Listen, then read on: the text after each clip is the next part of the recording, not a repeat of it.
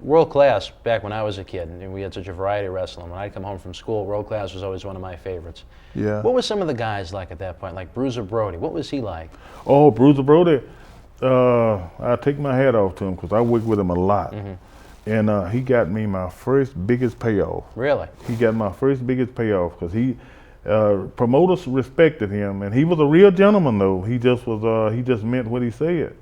And I worked with him a lot. He was a little bit stiff though, but I was young then, so I could take it pretty good. But he was easy to work with, and I worked with him all over Texas and made a lot of money with Brody. Where was the big show that you were talking about where he got you the payoff? Was that a Texas Stadium show? No, he told me, he said, you don't need to just stay here in Texas. Book yourself out. But I didn't know how to do that during that time. So Brody booked me in Kansas City. And I worked with him, and we brought it back. Well, we was in a cage match. And so we did the cage match, and Brody told me, said, look, so you ought to get a good payoff for this. So when I got my check, it was the biggest I had ever had at that time. I got $3 grand for one shot. Really? I was happy. Compared to the $4 grand you got for the whole week, including the Texas Stadium show. Yeah, one night, $3 grand at that time. So that was great. Another interesting character to at least a young kid that was really out there was the Missing Link. What was he like? He's kind of a unique person in and out of the ring. Yeah, I just worked with him not too long ago in tag matches, but I worked with him a lot when we was in Texas. Yeah, he was interesting to me to watch. And you saw just about everything back when you were out on the road. Yeah, I did. Do it. He's a great guy to work with. I enjoyed working with him. What about your manager at the time, Skin Director? You mentioned earlier that he'd worked with you before. He was with you in Texas too, right? Yeah, he's from Texas, and I worked with him sometime now on some of the independent shows. We good friends. And AWA used to tell me when we was traveling on the road, we was making money, and he used to tell me, he said, James, make sure you save your money, which I did. Save your money and spend it like you're making $100 a week. He said, that's the way you spend your money, that's the way you get over. And that's what I did. Probably some wise advice, considering the way a lot of the old timers have wound up through the years. That's right. Thank you, ACT.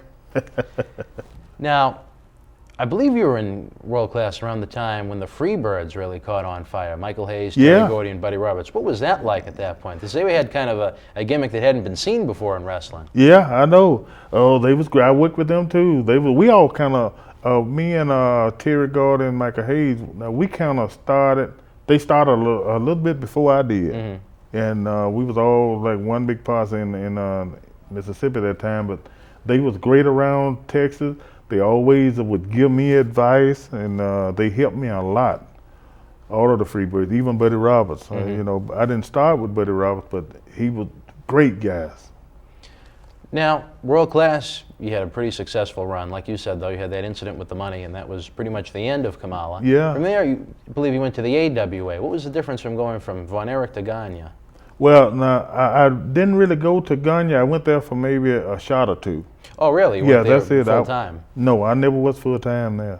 What were your impressions of the AWA when? I had heard so many negative things about the AWA. They used to tell me that AWA won't use blacks. And they said they won't bring blacks into the territory. Really? Now, I always heard that. But they brought me in for just, I think maybe 1 or 2 shots, and they was at different times.